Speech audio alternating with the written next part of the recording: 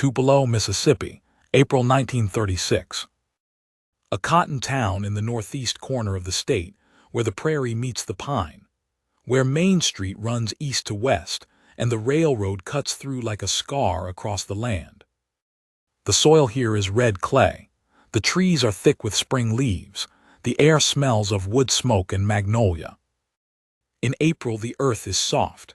The dogwoods bloom white along the roadsides. Farmers rise early. The hum of the cotton mill begins before dawn. This is a place where people know their neighbors, where church bells mark the hours, where the weather is red not from instruments but from the color of the sky.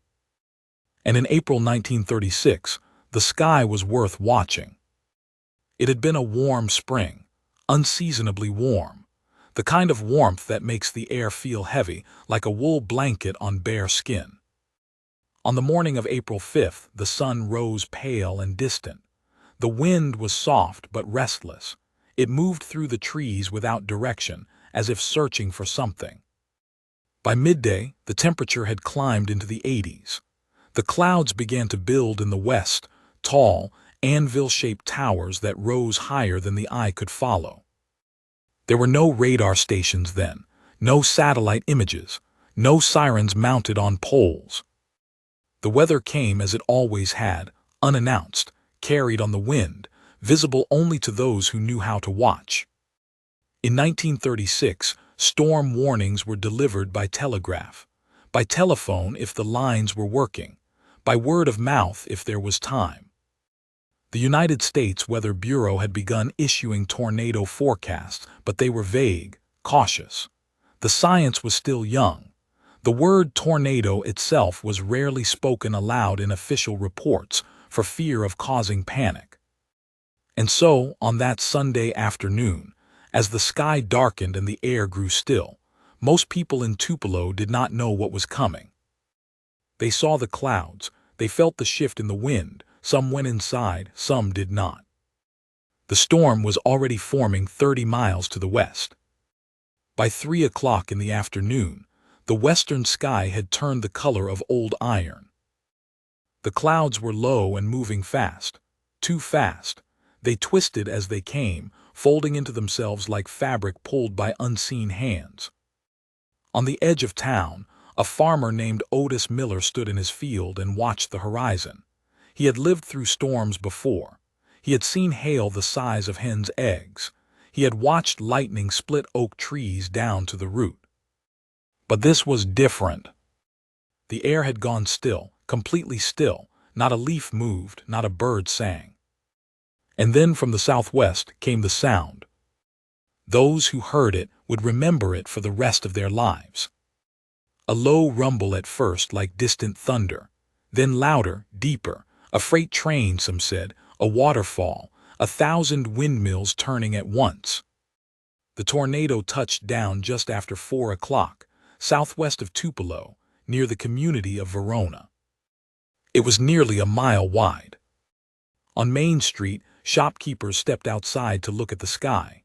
The streetlights flickered on, though it was still afternoon. The neon sign above Tunstall's drug store buzzed and went dark. Children playing near the railroad tracks were called inside by their mothers. Dogs barked and would not stop. The tornado moved northeast, directly toward the center of town. There was no siren, no alarm, no voice on the radio telling people to take cover. Some saw it coming, a black wall rotating, consuming everything in its path. Some heard it and ran. Some had no warning at all. The Tupelo cotton mill sat on the north side of town, a 3-story brick building where hundreds worked 6 days a week. At 10 minutes past 4, the mill's windows exploded inward. The roof lifted into the air, twisting like paper in a campfire. The walls collapsed. Across town, frame houses were torn from their foundations. The First Methodist Church lost its steeple. The Lyric Theater, where children had watched cowboy pictures just the day before, was reduced to kindling. The tornado carved a path through the heart of Tupelo, a 1/4 mile wide and 5 miles long. It lasted less than 10 minutes. When a tornado strikes, it does not arrive all at once. It arrives in pieces. First the wind, then the debris, then the sound louder than anything the human ear is meant to endure. In Tupelo, the tornado picked up automobiles and dropped them 3 blocks away. It stripped bark from trees and drove splinters of wood through brick walls. It pulled the rails from the railroad bed and bent them like wire. It moved through the mill village, a neighborhood of small shotgun houses where the mill workers lived, and erased entire streets. Witnesses would later say that the sky turned green, that the rain fell sideways, that the air tasted like metal. A man sheltering in a ditch said he saw a cow lifted into the air, spinning, still alive. A woman in a cellar heard her house disintegrate above her, board by board. The tornado destroyed over 200 homes. It damaged more than 1,000 others. And then, as quickly as it had come, it was gone. The rain continued for hours afterward, a slow, steady rain that soaked the wreckage and turned the streets to mud. By nightfall, fires had broken out in 3 places where gas lines had ruptured. There was no electricity, no running water. The telephone lines were down. In the darkness, people called out for family members, for neighbors, for anyone who could hear. Lanterns moved through the rubble like fireflies. The human cost was staggering. More than 200 people died in Tupelo that day. Hundreds more were injured. Entire families were lost. But this is not a story about numbers. It is a story about a place, a town that existed in one way before 4 o'clock on a Sunday afternoon and in another way after. By dawn, the full scope of the destruction was visible. Where houses had stood, only foundations remained. Where streets had been, only mud and debris. The cotton mill was a ruin. The railroad depot was gone. The downtown, the heart of the town, was unrecognizable. But the church bells still rang.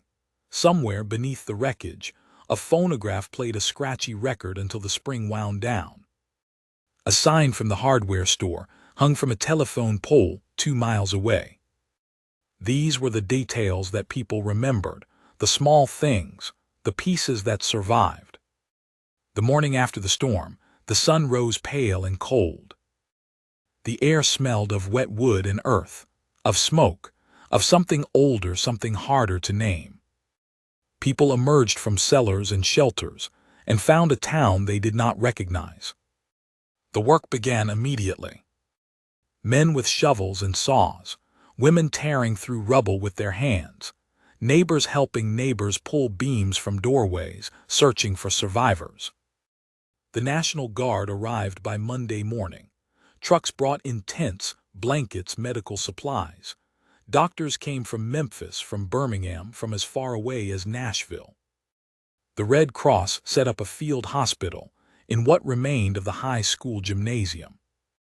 In the days that followed, the story of the Tupelo tornado spread across the country.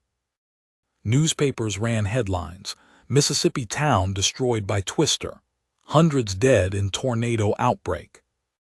President Franklin Roosevelt sent a telegram expressing condolences. Relief funds were organized. Donations poured in from neighboring states. But in Tupelo itself, there was little time for mourning. There was too much to do. Bodies were identified and laid to rest. Funerals were held in churches that still had roofs. In some cases, entire families were buried together. The town cemetery, Oak Hill, filled with new graves. A list of the dead was posted outside the courthouse. People stood in line to read the names. By the end of the week, the debris had been cleared from Main Street. Storefronts were boarded up. Temporary shelters were erected in the mill village. Life continued because it had to. The cotton mill would be rebuilt. The houses would be raised again. The railroad would return.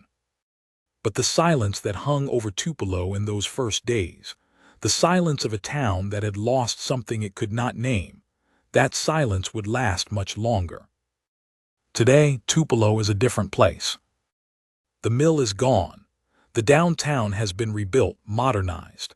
The streets where the tornado passed are lined with new homes, new trees, new lives. But the memory remains. Every spring on the 5th of April, the town pauses. There is a memorial in the cemetery, a simple stone marker listing the names of those who died. Flowers are placed there each year. Families gather. Stories are told.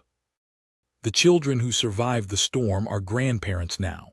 Some have passed on, but they spoke of it often, of the day the sky turned black, of the sound like 1,000 trains, of the silence that followed. The Tupelo tornado changed the way storms were understood in America. It led to improvements in warning systems, in public education, in the science of severe weather forecasting. It reminded a nation that nature is powerful, indifferent, and worthy of respect. But more than that, it became part of the identity of a town. A reminder that Tupelo survived, that it endured, that even in the face of unimaginable loss, people came together, rebuilt, and carried on. On quiet spring afternoons, when the clouds build in the west and the air grows still, older residents of Tupelo will glance at the sky. They will remember what their parents told them, what they saw with their own eyes. They will remember the day the storm came.